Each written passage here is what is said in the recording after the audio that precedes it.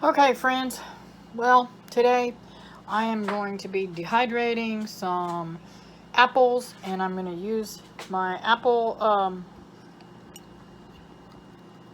machine thing. I'm so excited to be able to do this. My grandkids are of school age, so when they go to the school, I should say, the school every day you have the ability to be able to go and get packed lunches for them. So I have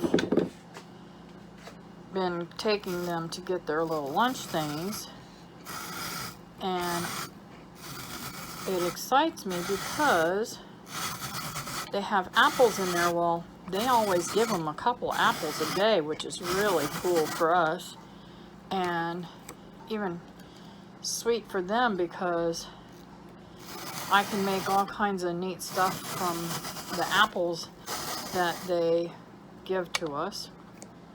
So today I'm hoping you can see this. It's moving around on me. I didn't know how I was going to be able to do this. I'm going to try this with this one and see how it works. I have this little apple peeler core thing from Pampered Chef, and I'm going to dehydrate the apples, and the peelings and stuff I'm going to make vinegar out of. So, thought I'd bring you along for the first one. And I'm going to just take these peelings and put them in my mason jar.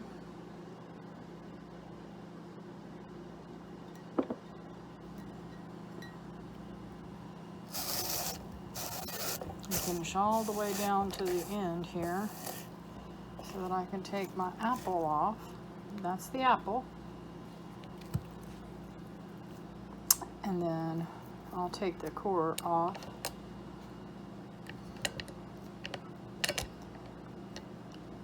It's falling a little bit. Hold on. The core that's left.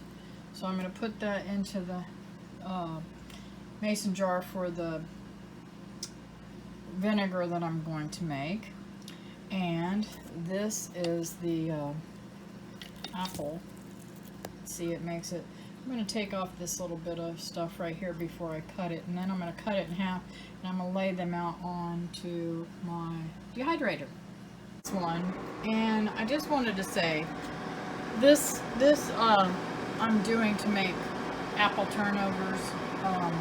This was a favorite of mine when I was a child. My grandmother,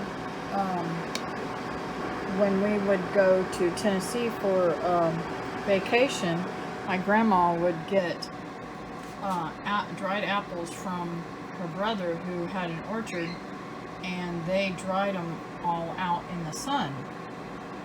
I'm doing it a little different, a little more modern, but I'm just kind of making sure that they get strode through here. Some of them are touching still, and that's okay. I'm going to go through there periodically and separate them out and make sure that they all get dried really good. But I can't wait to try these turnovers, and I'll be doing a video on those whenever this all gets finished and it's time to make turnovers. So, and when I do this is the neat part about this is I can make just one or two turnovers, and I don't have to make a whole batch by doing it this way. So, I'm almost finished filling this jar up. I've got to go get some spring water to put in there, and I'm going to put some sugar in it and put a burping top on it so that I can make some vinegar. Alrighty, so these are the scraps that I got from the apples, and I'm going to add sugar water. I'm going to put the water in here and mix it up and get the sugar dissolved. I also am going to squish this down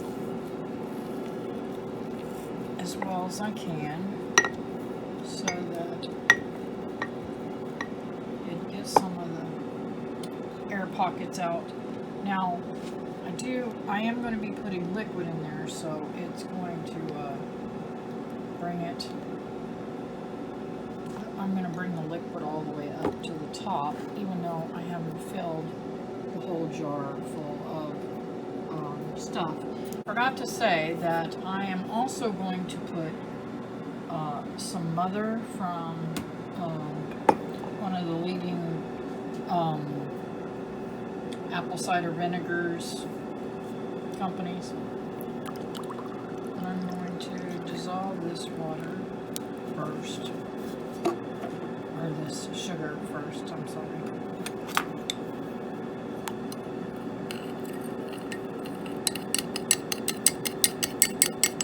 I'll bring you back when it's done. Okay, so I'm only going to put a little bit. Yes, that has a SCOBY in it, mother in it, and that's what I want. So I'm going to pour this over top of my apples. It didn't quite cover it. That's okay. I have another bottle of water here. So this has been cooking for a little while, or dehydrating for a little while, and I took that out and put it on there because I decided I am going to blanch these and make some leather britches. I've been wanting to do this for some time now, and I had a few beans tonight that I got off of my Chinese long beans. They're really, really delicious, and I just thought I would go ahead and put these into the dehydrator also and see if I can't make leather britches out of them. When I was a kid, or young adult I should say, I was young and I already had children, so I guess I was a young adult. But nowadays I would say I was a kid. Anyways, my girlfriend's mother would sit and pop these beans, and she would string them on a string, and she would put them to dry. But here in Florida it's very humid, so you really have to be careful about drying them. So I thought I would try to dehydrate them and see if it does the same effect. Alrighty, so I blanched these and then I put cold water on them, and I am going to put them in the top here and fill this up and let those dehydrate along with the apples. Because that's just the way I do things. I didn't want these beans to go to waste, and I didn't know if I would be able to cook them right away to make them for dinner or whatever, and I've been wanting to do this anyways, so here we have it.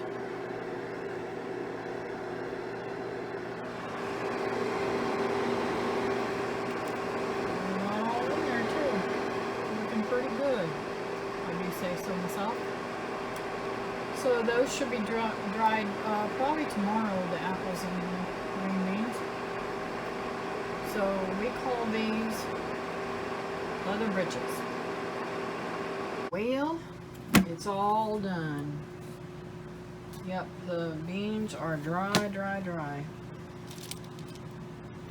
And the apple is too. So let me get this cleaned out and I'll show you. So there you have it. The apples came out to a quart, and the green beans came out to a half of a cup. And very dry, both of them. Okay, so I lost the bottom part of this video, the end of it, but this is what I did. I just put a lid over top of it with a piece of material so it can breathe. Vinegar needs to breathe. If I was fermenting this, if this was apples and I was fermenting it, I could put a puck in here, a glass puck, and not mess with it. But I want oxygen to go in here to feed that starter and sugar so that it will ferment faster. And this is day 2, so I already mixed it around. I should have showed you before I mixed it. Anyways, that's how it does, and you've got to mix it up every single day to be able to get it to ferment and do vinegar.